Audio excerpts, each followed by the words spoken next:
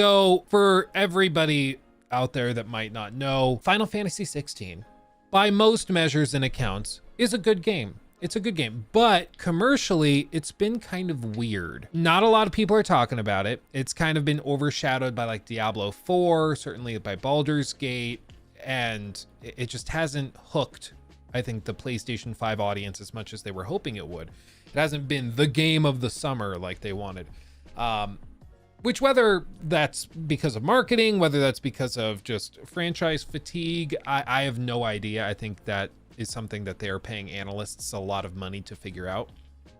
But I had a feeling, as did many of you guys in chat, you guys had the same feeling that there just was something a little off about this. For a huge game like this, it seemed to release and then move on from people's minds pretty quickly, which is not great when you're talking about a game that cost $150 to $200 million to produce, which this one, by most metrics that I've been able to come across, seemingly did. This report from Forbes breaks it down.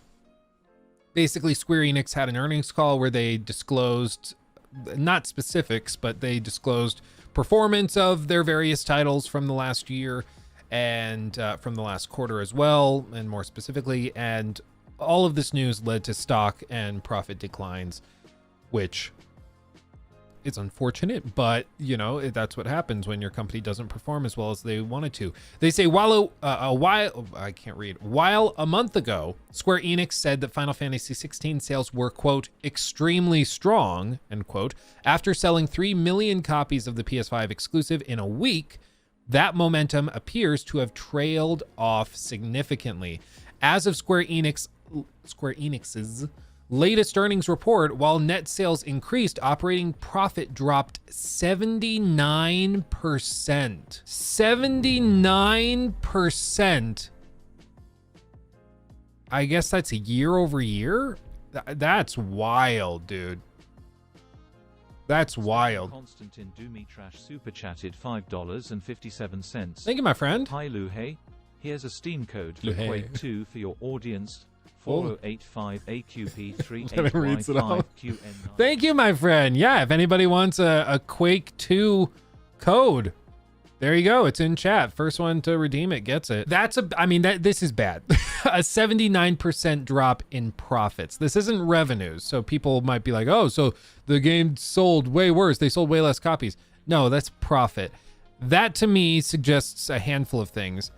For one, and perhaps most likely, those are losses directly tied to underperforming titles. Because in the last year of games development, they really go into overdrive with the production costs. And then of course, we also have to factor in marketing costs, which eat into profits. And if you don't see revenues meet that same standard, you're going to see that suffer. But to see a 79% drop is extreme. I mean, that goes from oh, we had a good profitable year last year, to this year, holy God, we can't pay for anything. All of our money's gone. So this is a big, big deal. I don't know what maybe Forspoken ties into this. It's not super clear if this is year over year, but let's see. Final Fantasy 16 is likely to blame for much of this, citing slow adoption of the PS5. Ooh, Sony's not happy about that. With previously constricted sales of the console due to supply shortages, even if Final Fantasy's attach rate to PS5 itself is good. The other issue is that Final Fantasy 16 cost a whole lot of money to make, which is what's hammering operating income. Oh yeah.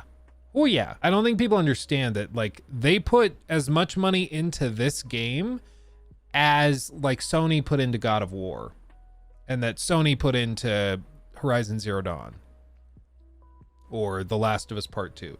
That, we're talking about hundreds of millions of dollars. Hundreds of millions of dollars. And so it's just, these games are stupid expensive to make. And so limiting it to PS5 might seem, strange as a choice, but it's also, the other piece is people were like, oh, it doesn't make any sense that they would make Final Fantasy 16 a console exclusive to the PS5. But I don't think there's many players that are super into Final Fantasy on Xbox, because I think most people who are into Final Fantasy have just decided to go with PlayStation at this point. So, and that's because it's sort of like chicken and the egg, which came first. It's just cycling. So You know, eventually that'll fix itself, especially with the moves that Phil Spencer is trying to make to adjust that and to fix it. But what are you going to do?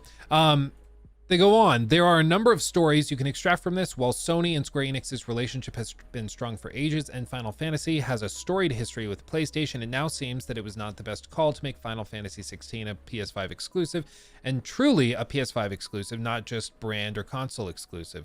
Final Fantasy 16 did not release a lower spec version for PS4. It did not launch on PC at the same time, though a PC version should be coming later. And of course, it didn't launch on Xbox Series X or S as a result of this deal. But then you end up with a single platform whose growth was slowed by supply shortages, even if overall the PS5 is a success.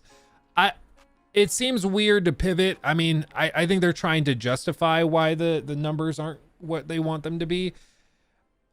And they're just trying to kind of pass off blame onto Sony for not selling enough of these consoles, which is kind of funny. And whether or not that's like a valid excuse, I'm not so sure. But it seems to me that the PS5 has sold decently well. It's just, I just don't think that this was particularly exciting to like dominate console sales. Let's see. Praise the Oak. Xbox user here. I know I'm in the minority, but I would have given it a go. Yeah, I mean, but even with all of this, like, what were the latest numbers? Was it, I think the PS5 is outselling the Xbox 2-1. So it's about 66% of the market to 70% of the market are PlayStation 5s versus Xboxes.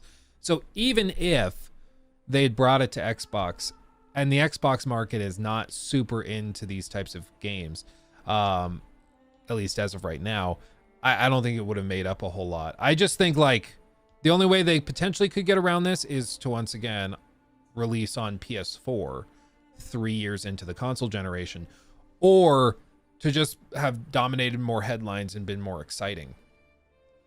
I'm not sure what the right answer was for them.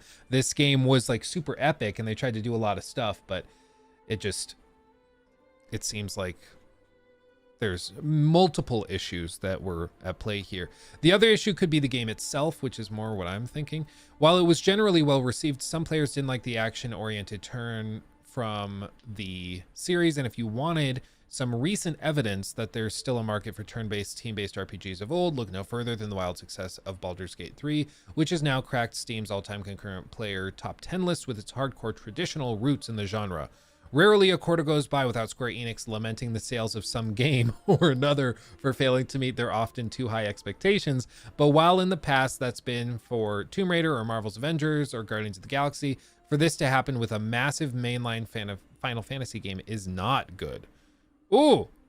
Square Enix already seems to have realized the PS5 only releases may not be the best idea in the future. They recently announced a large-scale partnership with the Xbox to bring games to that platform, though obviously that won't be exclusive.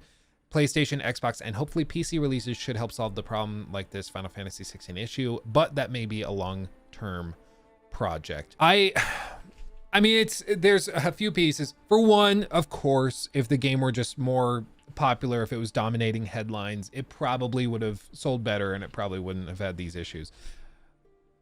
Of course, like whatever like is going on behind the scenes, that of course, if the game's more popular, it'll sell more. For whatever reason, it just didn't dominate a lot of people's attention. Like people have been asking me in the comment section, why haven't you made videos on Final Fantasy 16? It's because I've been looking at the stats. YouTube has a huge analytical back end that I can dig into. And overwhelmingly, it's pretty clear that the vast majority of my audience just isn't very interested in it. And so I don't know what to tell you. It's just, for whatever reason, it just hasn't captivated people, even in the same way that Final Fantasy VII Remake did. And honestly, like, I personally am like a little burnt out on Final Fantasy stuff, and I'm not even like a hardcore fan of Final Fantasy. Like, I played the demo of 16, and I was like, yeah, I kind of get the idea, but there's other games I think I'll have more fun with. And sure enough, Baldur's Gate 3 drops, and I've been having a blast with that.